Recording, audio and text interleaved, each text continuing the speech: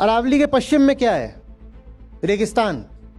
तो पहली बात, वहां से जो गर्म हवा आ रही है उसको अरावली रोकता है, और दूसरी बात, वहां से जो धूल आ रही है महीन, उसको अरावली रोकता है।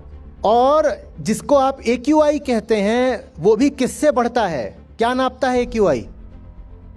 SPM, पार्टिकुलेट मैटर, माने धूल ही नापता है, गैस नहीं नापता AQI।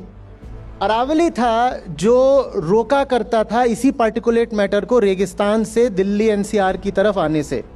आप काट दो अरावली को, ये सब और आएगा। आप काट दो अरावली को, गर्म हवाएं और ज्यादा आएंगी। उन गर्म हवाओं से अमीरों को कोई फर्क नहीं पड़ने वाला, उनके पास AC हैं। उस धूल से अमीरों को कोई फर्क नहीं पड़ने वाला, उनके पास फिल्टर्स हैं, प्योरीफायर्स हैं। आप पत्थर तोड़ रहे हो, उसमें से धूल उड़ रही है ना, वो धूल क्या वो लोग सूंघ रहे हैं जिनके घर में उस पत्थर की अब टाइल्स लगने वाली हैं? उन्हीं पत्थरों की टाइल्स लगेंगी अमीरों के घरों में। हर जब वो खनन चल रहा था और उससे जो माइक्रो पार्टिकल्स उठते हैं खनन से, वो क्या उन अमीरों की नाक में गए थे? कुछ मिनरल्स भी निकल सकते हैं इन पहाड़ियों पर। वो जो मिनरल्स निकलेंगे, उन मिनरल्स को निकालने की सारी जिम्मेदारी किस पर है? वहां जो एक गरीब वर्कर है। पर उन मिनरल्स का इस्तेमाल कौन करने वाला है? रात में अपने ज़्यादा सरफेस एरिया के कारण अरावली ठंडी हो जाती है। क्यों? क्योंकि वहाँ पर राजस्थान में बादल बहुत कम होते हैं। जब बादल बहुत कम होते हैं ना, तो जो ओपन सरफेसेस होती हैं वो अपनी हीट को स्पेस में वापस रेडिएट कर देती हैं।